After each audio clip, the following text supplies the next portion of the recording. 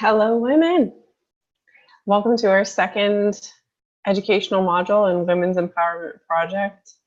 I am getting a lot out of teaching this class, and I'm getting a lot out of exploring these topics and just both seeing it in my life and seeing it in yours and in other women's in my everyday life, my clients, my friends, just women in the grocery store. You can see this stuff going on. So it's so healing for me to be teaching this. I hope it's healing for you to be on the other end of this. I know it's healing for you. What am I talking about? So welcome back to Women's Empowerment Project. Today I'm talking about, I'll probably say this all the time, but I'm talking about what I consider to be one of the most important things for women to know and to understand and to attend to, and that is boundaries. Our boundaries are just about the most important things that help keep us safe and help keep us in a state of both filling up and giving out responsibly in a way that actually serves us and other people. So boundaries, basically, as soon as is for women, right? For women, as soon as we start to go after that which we have desire to go after, one of the first obstacles that comes up is going to be some form of needing to set boundaries. So that's why we're doing it right here. We've learned that some of the really specific, important facts about the biology of women, and now we're moving on to looking at what we need to do to care for this woman. So I'm so excited. I feel so empowered getting to teach this. This is by far one of the most common things that I teach to women. So my goal here is to set a foundation for you to get clearer about what's going on in your personhood when it comes to your boundaries, for you to understand yourself better, for you to understand your history better, and for you to understand your current relationships, both with people and with institutions, better, so that you can have this strong, if you saw it as like the metaphor, if you saw a metaphor of like the fence around your property, I want for this to help you get started on how to really make that fence strong and have it be something, have that fence be something that you regularly attend to, like you regularly scale it and take a look at each piece of it and the quality of it and why it's there, what it's protecting, what it's protecting you from, all of that stuff. So I love using metaphors, by the way. And for boundaries, the greatest metaphor is the fence, I think. But before we go into the nuts and bolts of it, I want to put up a Brene Brown quote real quick that I love.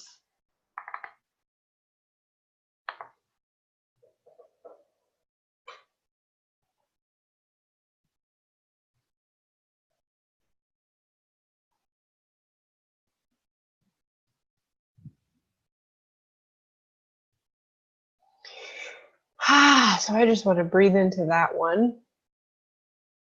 By the way, anything by Brene Brown is all right with me. I think that she's one of the most pivotal people in recovery, and I think she's one of the most pivotal teachers for women, especially women who are on this empowered path and women who are really reaching for their true desires in this lifetime. So if there's one book I would recommend by her, it would be, as a first book, I would recommend them all, but Gifts of Imperfection, I think, is a wonderful book for women, especially the women that find themselves in a class like this, or I taught another class called Work-Life Balance, and most successful driven women have perfectionism issues. Anyway, that's for a different class. However, going back to what we talked about last week, we are relational beings, and that means that we care very deeply about the quality of the relationships that we have in our lives. We also hold on to them for safety and security. So that is number one reason why boundaries are so difficult for us to set.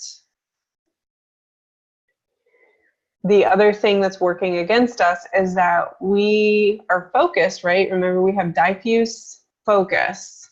Our brain is focused on this, that, and the other thing, all these things all around us. So it's very easy for us to lose focus on what's happening in here, right here. And also it can be uncomfortable, especially if it's been neglected for a while. It's not happy with us. And so when we come back to put attention on it, we get reamed out, or whatever the flavor is. Mine's more like a subtle shaming, but some people get reamed. It just depends on what your system feels like when you come back after neglecting it. So it's easier to focus on a bunch of other things around you, a bunch of people, a bunch of situations, your work, your Facebook, whatever it is, than to come back to you. And so if you're not in you, if you're not operating from deep inside you, you're not going to hear your own boundary cues. So with that little bit of an intro being stated, I want for us to leave this class with a little more awareness to go out into our everyday lives. I'm going to give you some activities too. So for us to go out into our everyday lives and feel more accurately what's going on with us. And then, I am here to help. So part of my helping you is going to be the actual figuring out how to communicate things. I'll touch a little bit on communication today, but it's a little different for every person. So I'll do the general overview of the communication piece. So let me sip of water here.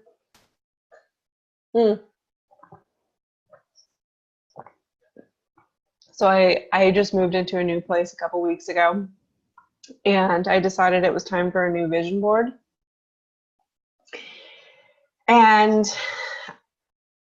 I also needed I needed something over my couch. And so I just decided, why does it have to be on a board? Why does it have to be on a piece of poster board? I could just put it up on the wall. So this is the beginning. It may be all of it. I don't know. We'll see.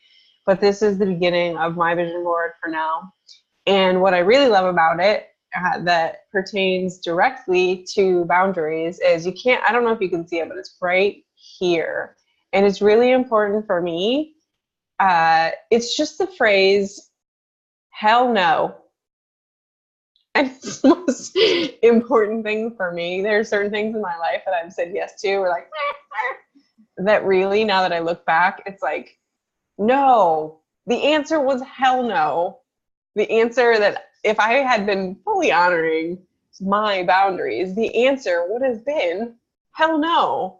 And so as I process my own healing and I look at my boundaries, is that this is an ever, evolving thing for all women. That the phrase hell no, it's so important to me. So I hope you get a kick out of that. It may be an inspiration for you too.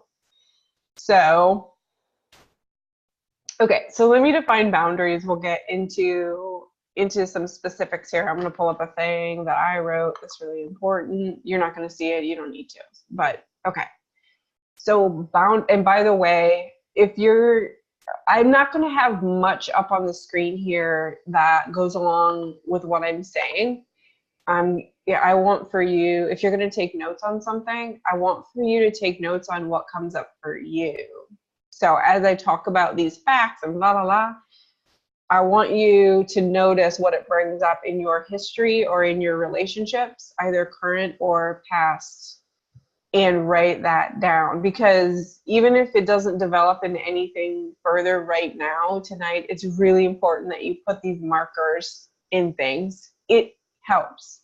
You don't have to go through a whole thing around boundaries. If you mark something intentionally in your system where you're like, oh, that was a boundary, we do learn from that, and we do register it more clearly next time. That doesn't mean that we fully register it, and that also doesn't mean that we do anything about it. But knowing, awareness is the first thing. So take notes today for this on what's coming up for you and what my teaching reminds you of in your life. Okay, so as you listen, really self-reflect. Okay, defining boundaries. So boundaries define our personhood.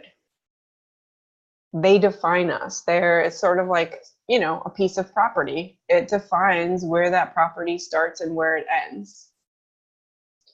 And the purpose of them is to keep us safe and keep us.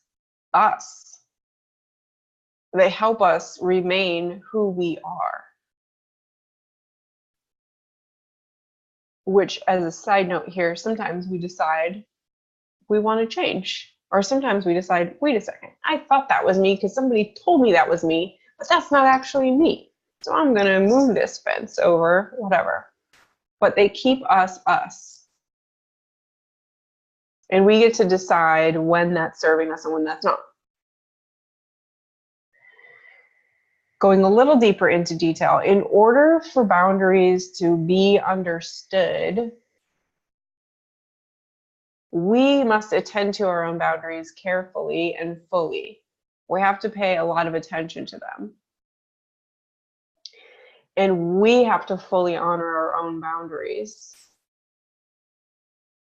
And a lot of times that requires communication to everyone involved, careful communication. So boundaries define our personhood. Their purpose is to keep us safe and to keep us who we are. And by the way that we were created is perfect. I hopefully helped you. I hopefully was an advocate for that when I did your intention setting session. And in order for our boundaries to be understood, we must attend to them carefully and fully. We must honor them. And a big part of that is usually communicating to all who are involved, who impact that boundary. Okay. So I'm going to get into the different types of boundaries. And so I talk about boundaries in a lot of different classes that I teach, especially my work-life balance classes. And I'm tailoring this for women, this one today. And you could say a lot about the different types of boundaries. And the reason, it's just like laws. The laws exist because somebody messed with them, right? So our boundaries exist because somebody messed with them. Or, somebody or us. So I'm going to kind of go through the big ones, especially for women. And I'm going to try to describe them in a way that's going to help you apply them to you. And again, this is where you want to take notes. And it doesn't matter if you read over your notes again, just writing them is going to help you get in your own experience here. Okay. So the most obvious type of boundary is a physical boundary. And physical boundary can take a lot of different forms, right? One of them is just a bubble around us, right? So if somebody comes inside that bubble far enough, we feel a certain response in our system. I'm going to go into the response that we feel in a little bit, but just for definition's sake, our physical boundaries, part of that is when somebody gets literally too close, or where that line is for that particular person, right? It would be different for, right, your spouse has one set of boundaries, your child has one set of boundaries, like they can come a certain level of closeness to you. Your coworker has another set of boundaries. Your some person who's walking down the sidewalk past you has another set of boundaries. Someone who's walking past you on the sidewalk who's talking to themselves and looks super disheveled, right? All different boundaries. So physical boundaries help us keep the distance that we feel comfortable with. And then when we get into more intimate relationships in our life, we're talking about actual touch, probably, right? And so when we allow somebody to actually touch us in one form or another, then boundaries become, how do we want to be touched? What hurts? When does it go from, oh, I want to be touched, to I'm done being touched? You know, and then when does it go into, this is how I want to be touched, and this is how I don't want to be touched? So physical boundaries are, you know, they're very different, and they require us to have a good level of attention on how we feel right now, right here. Because, you know, we've learned this, say sexually, is that something that feels good one day may not actually feel good the next day. So we have to train the people who we let in closely to listen to us today and understand that it changes. As women, we are very dynamic. We are very shifted. We're ever shifting. Men are not that way, by the way. They're usually, I shouldn't say they're not that way at all, but they're more formulaic. So they shift less. We as women have to teach men and all people that what's going on right now is what's going on right now. And it doesn't mean that that's what was going on yesterday. And that doesn't mean that's what's going to go on tomorrow. This is what feels good right now. This is what's okay with me right now. And other people may tell us that we're too much in that way, or other people may be annoyed by us in that way. And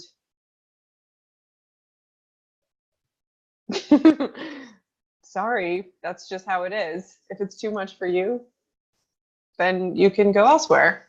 That's it. That's the only option that we have in terms of keeping ourselves safe. Okay.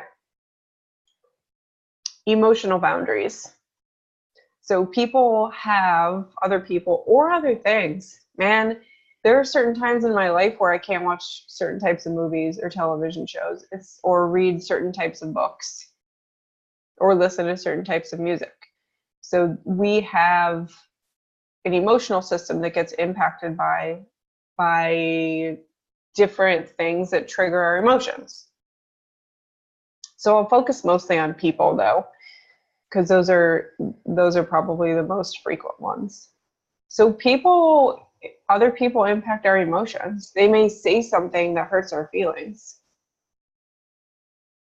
They may say something that overwhelms us.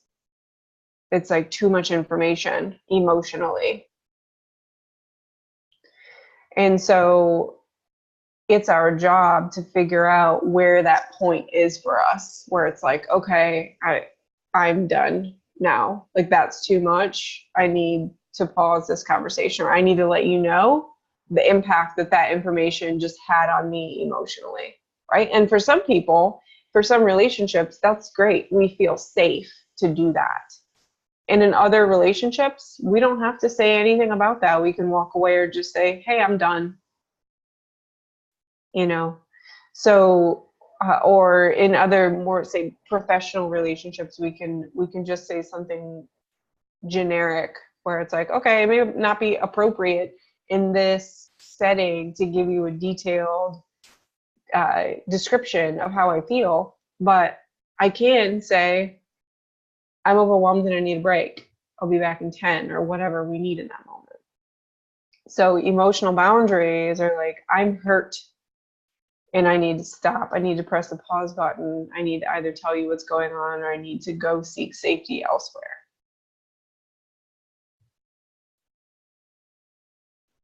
And I just want to say, I'm talking about safety.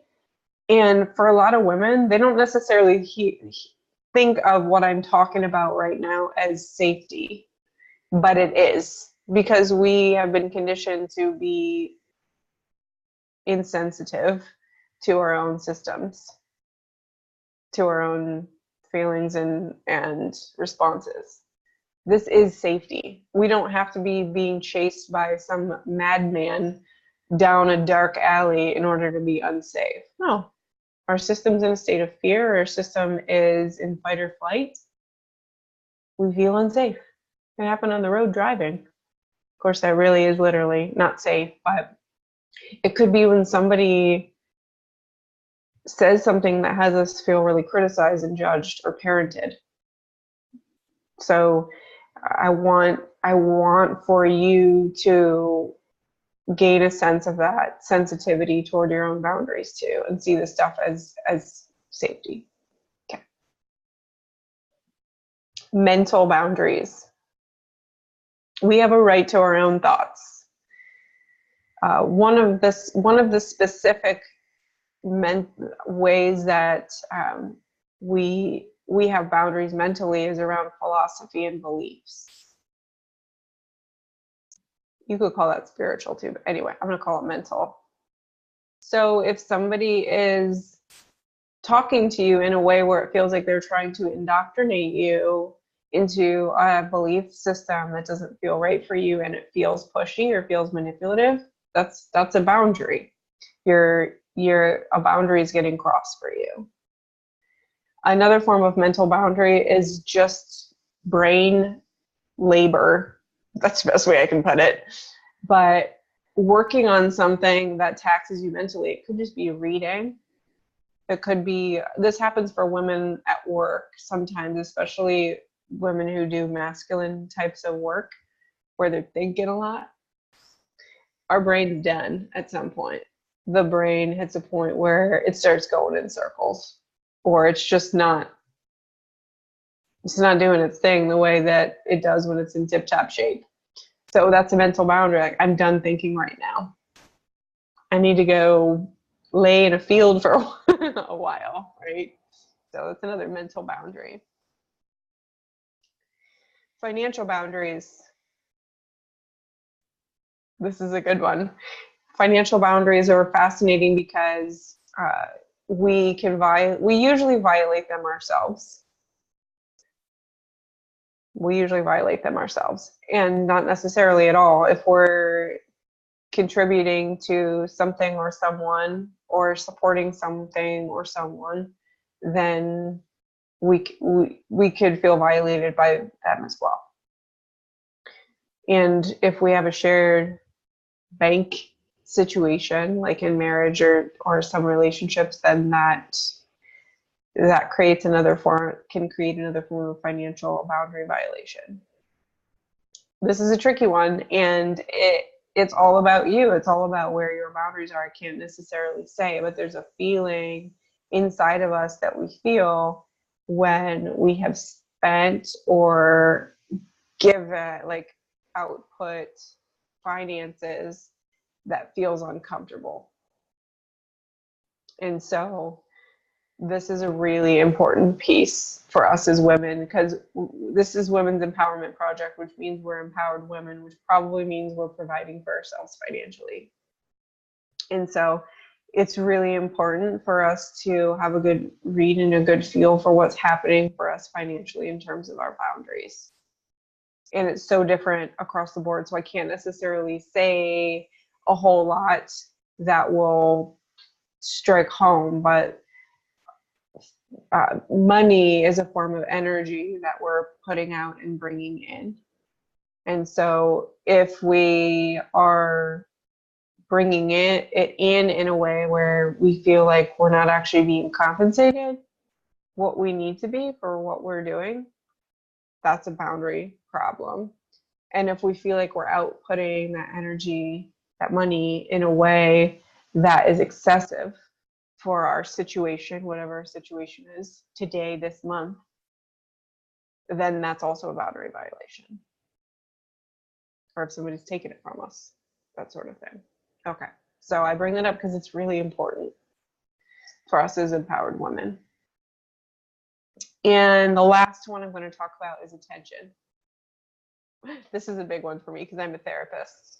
And as women, it's typically a big thing because women are sought for attention and care. That's one of our gifts, is attention. We're very good at paying attention to things and attending to them, nurturing them. That's what we do. So we have to be mindful about how we are distributing that. And this happens, I'll tell you the most common way that this happens for me, and it's spending too much attention or too long of a period of time attention on something. Oh, I forgot time. Ooh, time's another one too. Okay, I'm not going to go into it, but you could say time/attention. But when we, like, say we're having a conversation with somebody and they're telling us about a problem that they're having, and we've done a lot to reflect back what we hear and make space for their feelings and maybe sympathize, empathize, gently be compassionate and loving and nurturing toward them. And we hit a point, this could be at any point in this, by the way, this could be in the very beginning of this conversation. That's why we have to be mindful of where we are and our ability to give attention right now when somebody calls us and it's like, I'm in crisis, I need something, and we know our tank is empty. Right? Boundary. Anyhow, we hit a point in ourselves where we feel very clearly, I can't attend to this any longer. And so any more that we do beyond that is a violation of our boundary. And this is a vital form of energy for us. It's really important that we budget this in an attentive way. So, no pun intended. So our attention is like gold, women. Our attention is like gold. And it's important for us to know when we've given too much. Okay. So I just want to say it as a side note because I missed it on my list, but time is another boundary. Right? It's the same thing. We've given more of our time to something than we wanted to. And then that means that we don't have time for something else that's important to us. Okay. So I hope that you, through this, I'm not done, by the way, there's a lot more to do, but I hope that you have identified a number of different ways that either in your past or in your present, these different boundaries are an issue in your regular life. Okay. So take a moment, feel free to pause here, but take a moment to write down any that came up for you that you didn't write down yet. And feel free to just like sit and meditate on this for a minute and let what needs to come in, come in. Okay.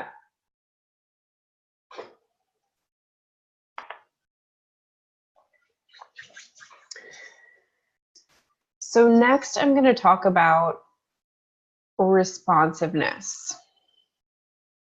And I'm going to break down the process, put it in slow motion so we can see what happens when our boundaries are affected. Okay. So we just talked about all the areas in which our boundaries could be affected, not all of them, but the heavy hitters. And so when that one of those happens, and you can think of a specific one right now, by the way, when one of those, think of one that's not horrible though. Don't think of like don't think of a traumatic one. So think about a boundary has been affected for you. So the first thing that happens is we feel a signal in our body somewhere. Boundaries are felt in the body. They're not, we might have a thought, but it's only in response to something that happens in our body. And I can't say where yours is. Mine is in my gut. I feel it in my gut, sometimes in my chest, but I very much feel it in my center area. And so for you now, sorry if I pulled you on my ride there, for you thinking about this boundary, when you know that it's being affected, where do you feel it? Where in your body do you feel it? And this is amazing. This is what's amazing about human beings, is we can think about something that happened in the past and feel it in the present. It causes so much trouble. And it's really like the creator of post-traumatic stress disorder. However, we have so much learning that's possible. It doesn't necessarily have to happen to us 1,000 times, because we can do this work and then we're ready for it the next time it might happen. We can also heal something that happened in the past through reprocessing it in a way that's sensitive and compassionate. Okay, so something happens in your body, you get a signal, and then you do something about it. Right, so your responsiveness to it is very important. And there's a number of different things that go into that. One of them is, hopefully it feels safe to really animate. You really, in all forms, verbal, physical, posturing, everything, it animates your response. You become an expression of that response. Okay, so that may be like that, right? It could be fear, or it could be something like, it could be some kind of fierceness. It could be, right? These are expressions that communicate something. And it is a way of using our voice, even if we're not necessarily using words. It is good to go on and use words, and we'll talk more about that. But as human beings, we're very empathic, right? We talked about our limbic system, that second part of the brain, where all mammals are emotionally linked. So we have the capacity, generally speaking, to empathize with somebody else. And one of the things women are so good at this is reading another person's emotional cues. Men are not. That part of their brain is not as well developed, and they still have it. Every mammal has the ability to empathize. So the more we express, the better the chances are that we're going to get our response across to who it's important to get it across to. Okay. There's two things I want to say. I'm like, do I go that way? Do I go this way? So, okay. It's very important that number one, we are sensitive to the boundary, our boundaries being affected. And two, that we surround ourselves with other people who are responsive to our boundaries. We cannot control this, unfortunately, but we can control it in our inner circle. We can control in our inner circle the people we live with, the people we're best friends with, the people we partner with. We don't get to say it about our family, but we do get to choose how much exposure we have to our family. We're all adults here. So in that inner circle, it's absolutely important that the people in there are responsive to our boundaries. Okay, so if that's something that you see when you're looking over this, big deal. Big deal. So responsiveness means both being willing to listen to us as we communicate and say, that thing that you just did hurt my feelings, and this is why, and this is where it happened, and this is what I need from you in order to feel safe going forward. or in response to what just happened, to me telling you what just happened, right? So you can tell a lot about a person by the way they respond to that. And there are different people fall on different places on this continuum. Some people just read us and they're constantly paying attention, and they're at all costs trying to avoid hurting someone's boundaries. Like they could even be overly attentive, where they're just really more focused on other people than they are on themselves. This could be you, by the way. Some of us women are like this, right? And then I'd say somewhere in the middle, which is a good place to be, is we're not necessarily overly concerned with the boundaries of others, but we do care. And if we are communicating with, we're able to hear what happened for the other person, and we make adjustments so that we are being caring toward them. And when other people are like, this is a good, healthy place for other people in our lives to be, right in the middle here, where it's like they're not tiptoeing, they're not walking on eggshells, they're not losing themselves in people pleasing us. They're taking care of themselves. However, if they impact us negatively, they're all ears, and they're very responsive, and they care, and they will do what they say they are going to do when they say, I'm going to do my best to not do that again, and will you please tell me if I do that again? Okay, ideal spot in the middle right here. Then we have boundary violators. They exist. You may have already thought of people in your life who fall over here. They don't respond to our boundaries. There are a number of different reasons why this can happen. Some people, like people who have Asperger's, for instance, don't pick up on social cues, and they don't empathize well. They're disconnected in that way. So if we tell them, stop doing that, please don't do that again, they may not hear us. They may not respond to our face when we show them that they're doing something. Okay, so it could be that they're constitutionally incapable, as a 12-step saying, but it could be that they're neurologically or personality-wise incapable. Or it could be that they have issues and they just don't care. They don't consider your boundaries to be as important as whatever they got going on.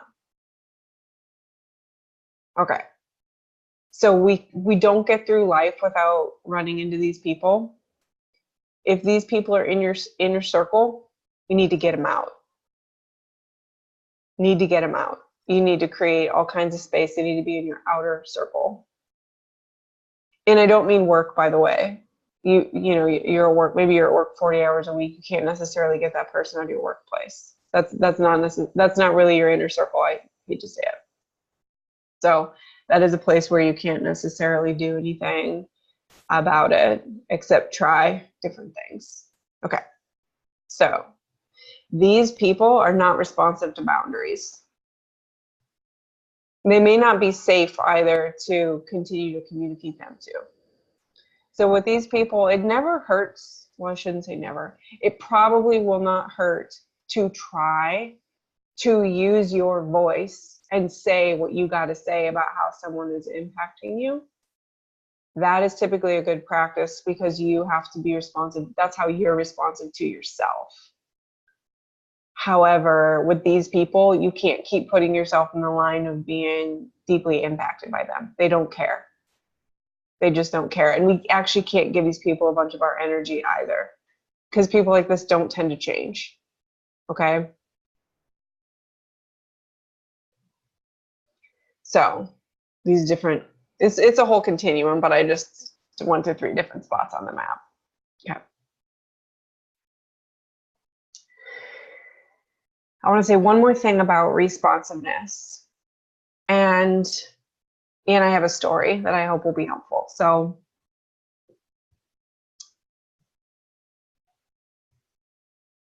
I talked about the physical signal that we have when a boundary is getting impacted. I want to talk about the volume of that. So the volume, when somebody crosses a boundary or they're like skirting the line of the boundary, that signal, the volume of that signal is a pretty low volume. It's probably kind of like a whisper. By the way, this is very different depending on your upbringing and how much maybe trauma or violation you have had. For some people, when I work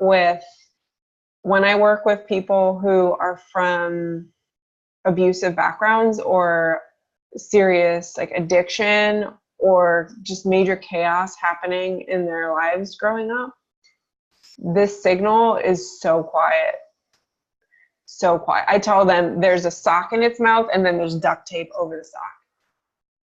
Okay, so it may be really quiet for you, and this process evolves over time. It's okay wherever you are in this process, however loud this tends to be, or however screwed up we are in this area. Trust me, we are all coming from a different place in this specific one area. So going back, the signal probably sounds, it's probably somewhere between a whisper and just a calm, pretty peaceful voice, as long as it's not one of those hard, heavy boundary violations, like a smack in the head or something like that. So it's a voice that's just saying something like, this doesn't feel right. I don't think I want to do that. No, right? It's that tone. And for most of us, especially women, for most of us, we keep going right through that. We do not listen to that. We don't listen to that, because how that goes is that voice slowly gets louder and more, the volume turns up until it screams. And that's usually when we respond to it. It's when it screams. So I'm going to tell you a story about this. And it brought tears to my eyes, and I think it deeply touched this room. I was actually teaching a group at it was at a workplace. I was teaching a work-life balance class. And there's a whole section that we do about our family legacy when it comes to work. And we do a diagram of our family. It kind of goes through to look at people's careers and any issues that they had, especially like workaholism.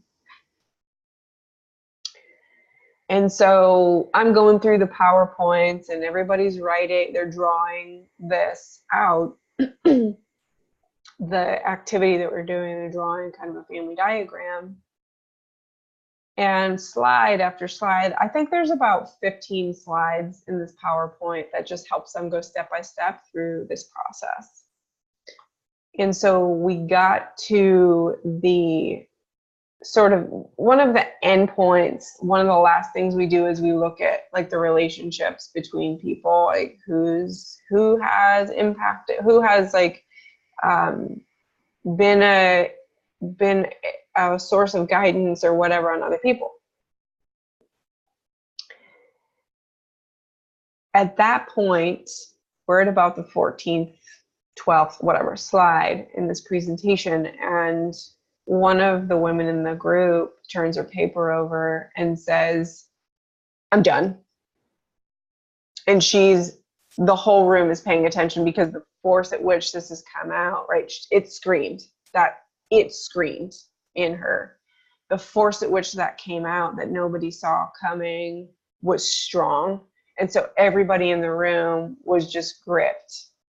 And I said, "Do you know what you need?" And she said, "I need to walk and cry." And I said, "Do it." And so she left the room and came back about 10 minutes later. The class had ended, and it was the perfect opportunity to go over this boundary, what happened and when. And so I said, what happened?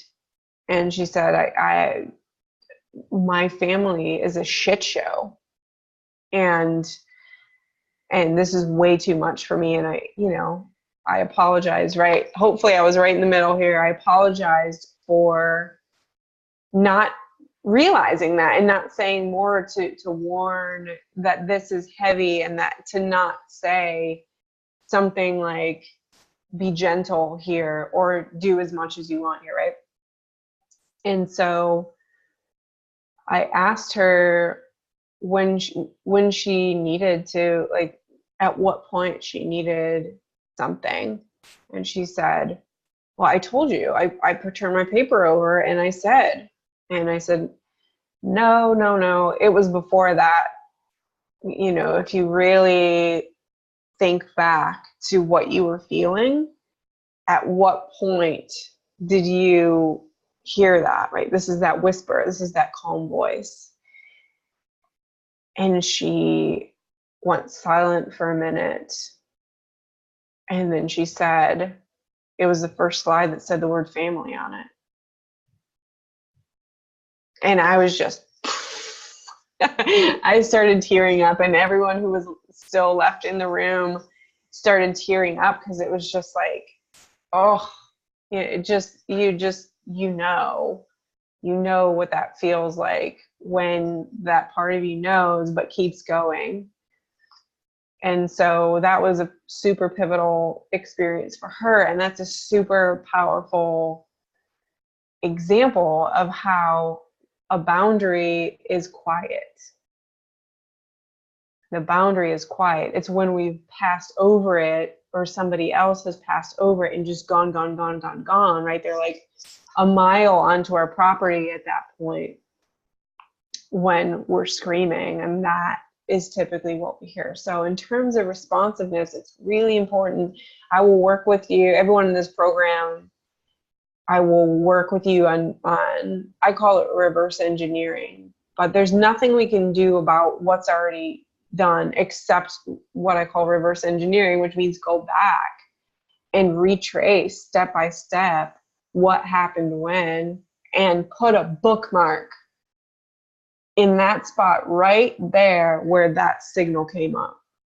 It's that whisper when it's like, this doesn't feel right. That one. Okay, so as you think about these, as you process these, I want you to really, really try to go back to that spot.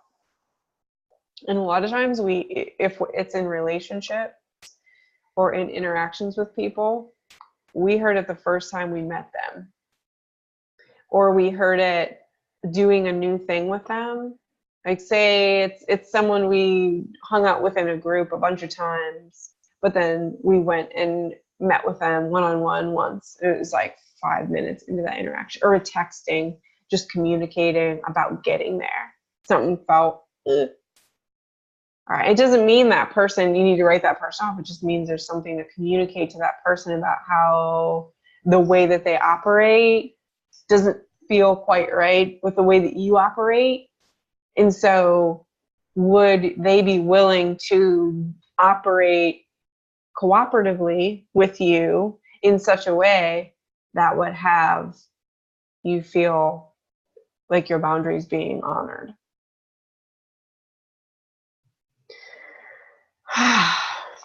Okay.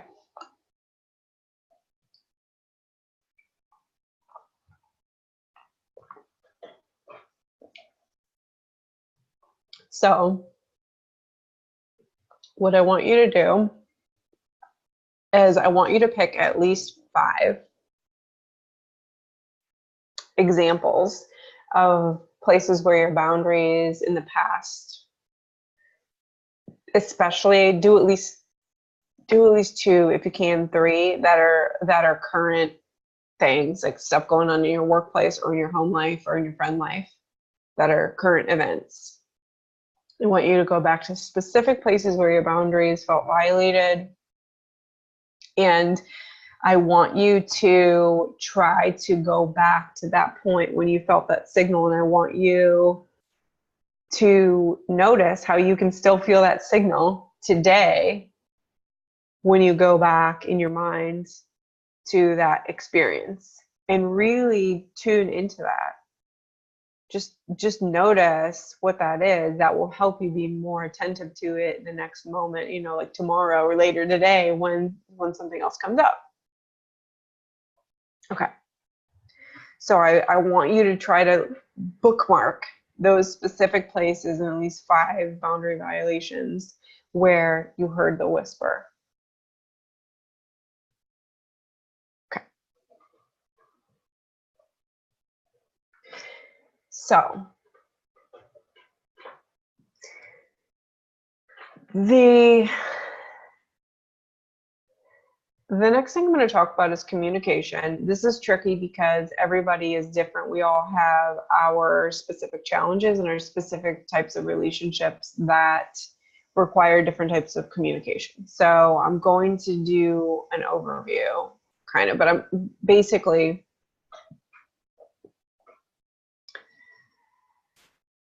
the biggest thing that I want to say is that when we're trying to make another person aware of what's happening in here with our boundaries,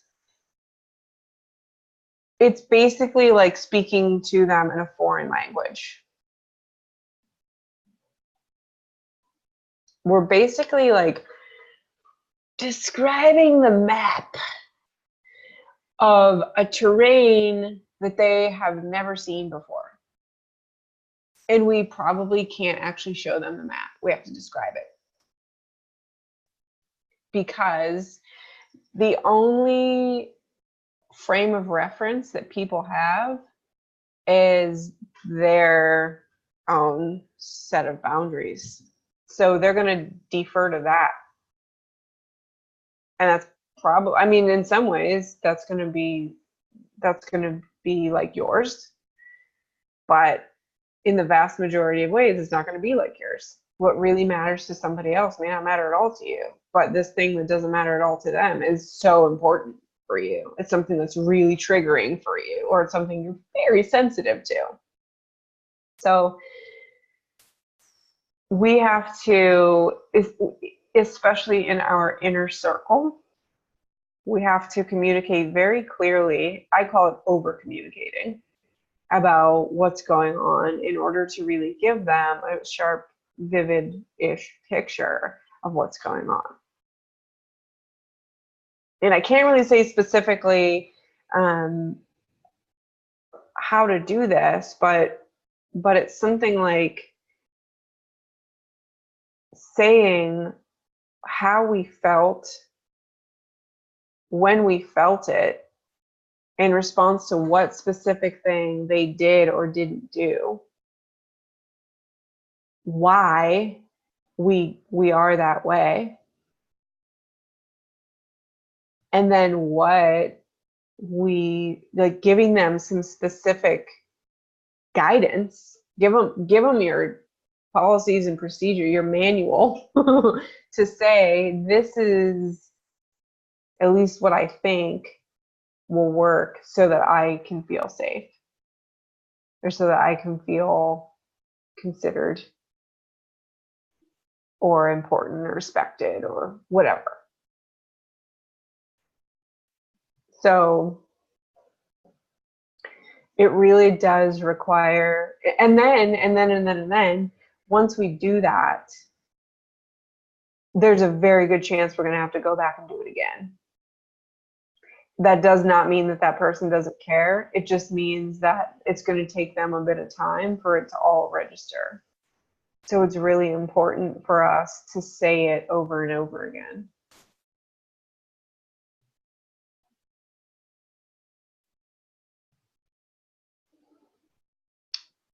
So I'm going to give you guys one more activity to do. But before I do that, I want to touch on a super, super important concept.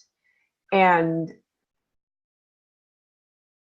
it's similar. Remember, I was talking about the way that other people respond.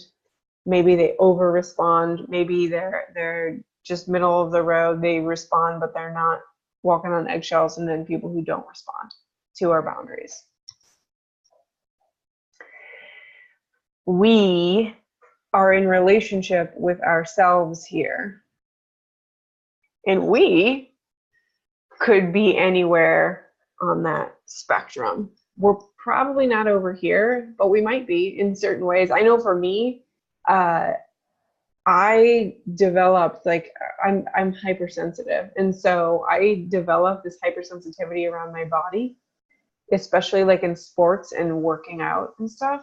I actually was over here and had to work to get over here.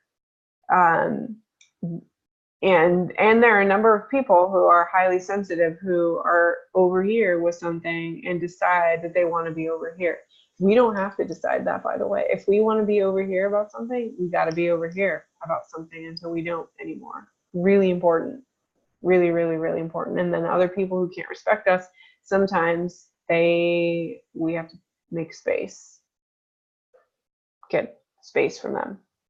Okay.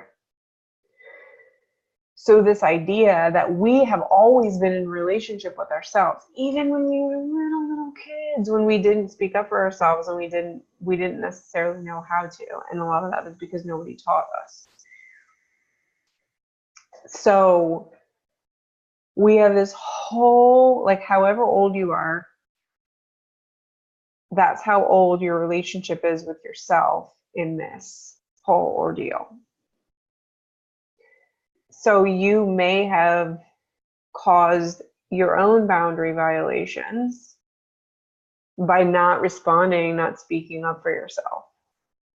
So that creates, just like in a relationship, if we try to say, you are hurting me, and the other person doesn't listen, it falls on deaf ears, or they say something like, deal with it. How many times have you said that to yourself? Suck it up.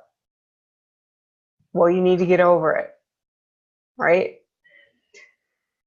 We have a relationship problem with that person if they do that. So if we have done that to ourselves, we have to know we have a trust problem or a betrayal problem, or we have a respect problem in ourselves, between two parts of ourselves. Okay. So this is really pivotal, both in going back with this assignment that you're already doing, but also using your voice repeatedly. The more you do this, the more you respond to yourself here or here, really anywhere in there, the more you do that, the more you are going to repair that relationship. Okay, it's just like in a relationship when we realize, oh my God, I've been a jerk. If we care about that relationship, we start not being a jerk. We start doing what we didn't do before. We start not doing what we were doing that was hurtful. So this really means the way that we practice repairing this relationship problem that we've developed with ourselves. Everybody's got one, by the way. We didn't make it as far as we got in life without doing this. Hate to say it. So the way to heal that relationship is to do a practice of voicing it. And there are a lot of different ways that we can do this. We can voice it in real time to other people. We can voice it to ourselves. We can say, I did not like that.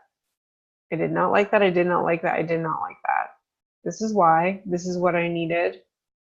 Or I don't know what I needed, but I'm going to sit down right now and figure out what I needed. And we can also retroactively voice what's going on. And a lot of people did that, by the way, in the Me Too movement, where they said after the fact, maybe a secret that they'd had for years or decades about being assaulted. It can retroactively, we heal things. We can go back to a person that hurt us, if it's safe, and let them know they hurt us. We can go back to ourselves and go over a time that we were hurt and look at our part in it, the other person's part in it, sort of thing. We can go back like the next day and be like, that thing that you said, it hurt my feelings. Right? But the more instances we have of doing that, the more that we're healing, and the more likely we're going to be to voice it in real time. That's what we want. That's our goal. It's like, if we're only able to say it a week later now, or a month later, we try for 3 days later, and then 2 days later, and then 1 day later, and then the same day, and then 10 minutes later, right? We try to get, that's about the best we can do, is just getting closer and closer to doing it until we can do it more in real time. So if you feel ready, and some of this you may want to talk to me about first, but if you feel ready, one of the things that I would recommend is picking several of these and using your voice retroactively and letting the other person know when it's safe, not when it's not, and not just physically safe, emotionally safe. You know this person cares, especially when we're in the beginning stages. Please be sure the person cares before you voice these. You go back and you say what hurt and why.